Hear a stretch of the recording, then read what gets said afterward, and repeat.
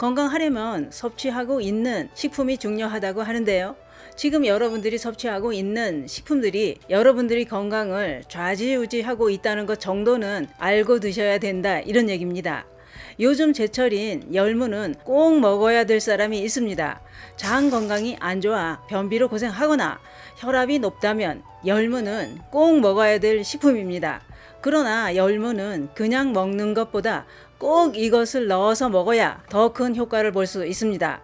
열무 절대 그냥 먹지 마세요. 그 이야기 지금 시작합니다. 안녕하십니까. 생활에 필요한 정보를 알려드리는 조여사 전성시대입니다. 돈 없는 서민은 추운 겨울보다는 여름이 살기 좋다는 말이 있습니다만, 그러나 건강이 안 좋다면 땀을 많이 흘리는 여름은 더 위험한 계절이 될 수도 있습니다. 특히 고혈압 환자들은 여름에 더 조심해야 된다는 전문가들이 설명도 있었습니다. 고혈압은 계절이 바뀌는 환절기나 겨울에 더 위험한 줄 알고 있는 분들이 많습니다만, 땀을 많이 흘리는 여름이 더 위험하다는 겁니다. 왜 그럴까요? 그건 이렇습니다. 고혈압 환자가 더운 날씨에 땀을 많이 흘리게 되면서 몸속 수분이 줄어들고 혈액량도 감소하게 된다는 겁니다.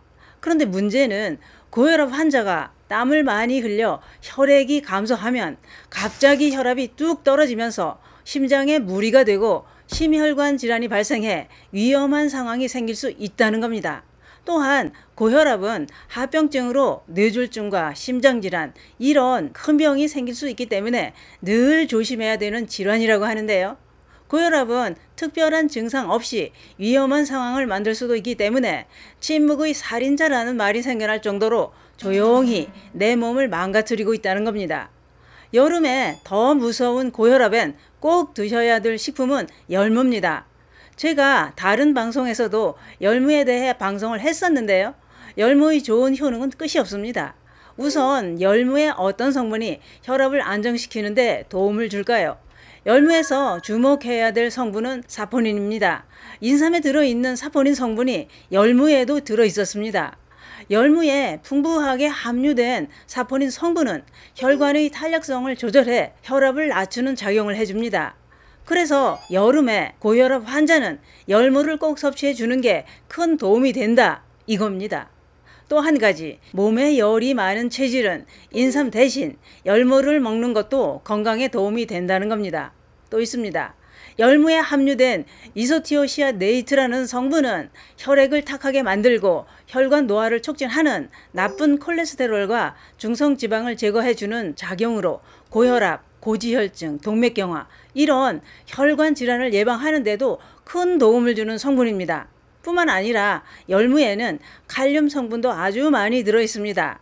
이런 성분이 혈관 속 나트륨을 배출하는 효능으로 혈압 관리에 큰 도움을 주는 식품이다, 이런 얘기입니다. 열무의 효능은 이게 다가 아닙니다. 나이가 들어가면 장 건강이 무너지면서 변비로 고생을 하시는 분들이 참 많습니다. 그런데 열무를 섭취하면 열무는 전분을 분해하는 식이섬유가 풍부하게 함유되어 있어서 변비 예방과 소화 기능을 돕는 작용을 해줍니다. 또한 열무에 함유된 불용성 식이섬유는 음식 찌꺼기가 장을 통과하는 시간을 짧게 해 장을 건강하게 해줄 뿐만 아니라 변이 뱃속에 들어앉아 있지 못하게 도와줍니다.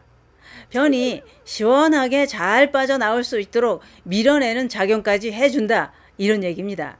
그런데 그게 그렇습니다. 다들 잘 알고 계시겠지만 장이 건강해야 면역력을 높여서 질병을 예방할 수 있습니다.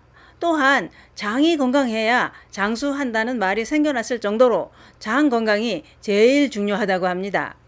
뉴욕타임즈 베스트셀러일 뿐만 아니라 아마존에서 52주 연속 1위를 차지한 최강의 식물식이라는 건강 서적이 있습니다.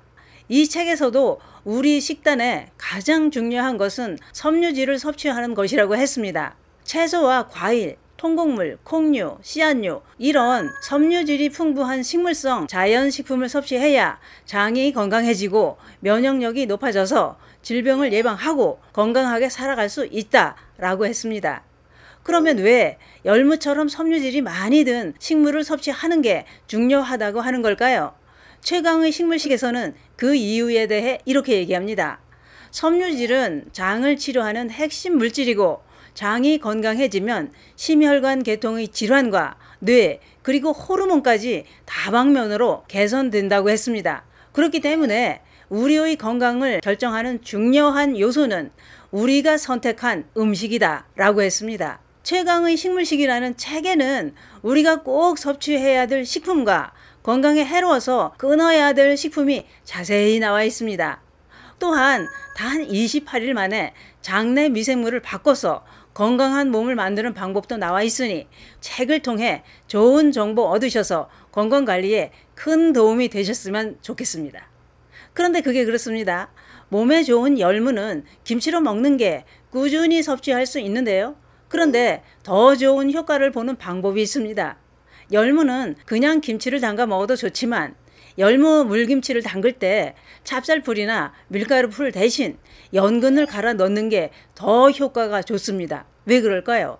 열무에 연근풀을 넣는 이유는 열무의 풋내를 잡아줄 뿐만 아니라 연근에 함유된 마그네슘과 칼륨, 엽산, 그리고 안토크산틴이라는 성분이 혈압을 조절해주는 작용을 해줍니다. 그래서 혈압이 높은 고혈압 환자의 혈압을 안정시키는데 큰 도움을 주기 때문에 함께 섭취하는 게 더 효과가 좋다는 얘기입니다. 열무김치에 연근을 넣는 방법은 이렇습니다.